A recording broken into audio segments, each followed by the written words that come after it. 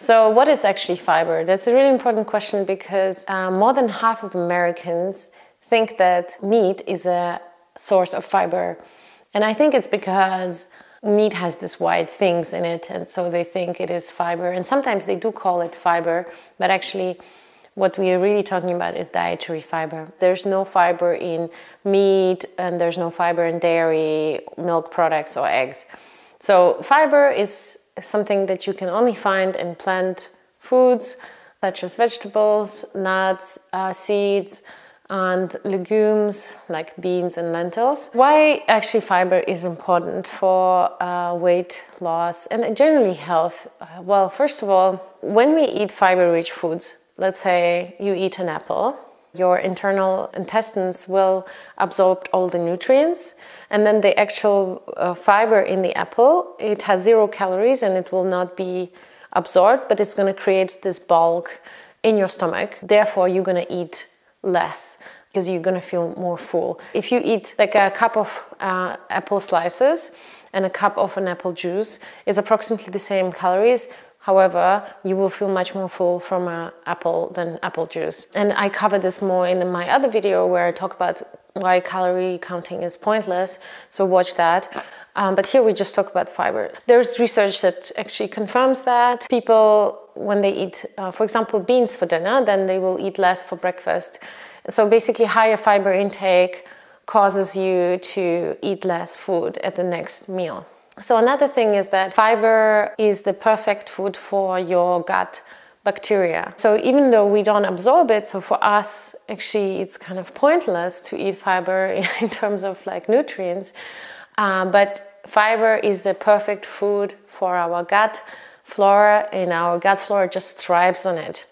And why is this important? Well, healthy gut flora is responsible for a lot of processes in our body, including our immune system, but also controlling our appetite. And that's where we're coming back to weight loss again, because basically it produces short-chain fatty acids, then get released into our bloodstream, and then they are sending a signal that tells our body to stop eating or stop eating as much food. So actually it regulates our appetite. So that's the second reason why fiber is important for weight loss. And the third reason why fiber is important for weight loss is because it reduces the amount of bad calories that we can absorb. And I already talked about this in my video where I talk about calorie absorption. But basically fiber serves as a starch or fat blocker in your body. So let's say you're eating an apple with some peanut butter. And the fat from the peanut butter will get all mixed up with the fiber in the apple. And so your internal intestines will absorb less of the fat content of the peanut butter. While if you would have just eaten the peanut butter alone, there will be kind of no blocker between your internal, like the absorption function from your internal organs organs.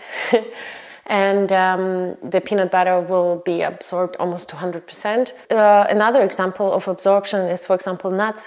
If you eat whole nuts, you absorb approximately 30% less than what says on the packaging.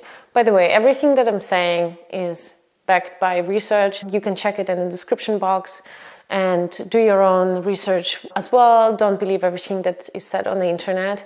But this is why it's so important for me to put the links to everything that I'm saying in the description box below. So I'm not just inventing this stuff, just so you know. Randomized studies have confirmed that subjects that were eating the same number of calories but from fiber-rich foods are losing weight compared to subjects that eat the same calories, however, in fiber-depleted foods. So you can see how fiber is important in weight loss. Let's repeat it. So fiber will send a signal to your body that you should eat less, so it controls your appetite. Fiber bulks up your stomach, so you feel more full after a meal. It bulks up your stomach without giving you extra calories, actually, because fiber itself has 0 calories.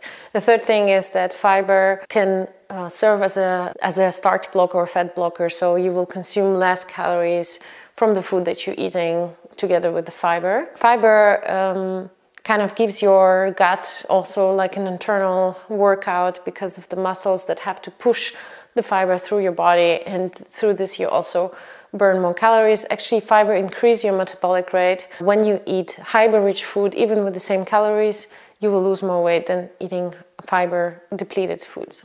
A lot of people think that vegetables are a good source of fiber, and yes, vegetables do have fiber and fruits have fiber, but actually vegetables and fruits are consisting mostly of water, like 80 to 90%, and therefore it's not the best source of fiber. The best source of fiber is actually legumes, such as beans and lentils. And of course, eat a lot of vegetables and fruits in your diet, but don't rely on it as a main source of fiber. Rather, increase your fiber intake through beans and lentils.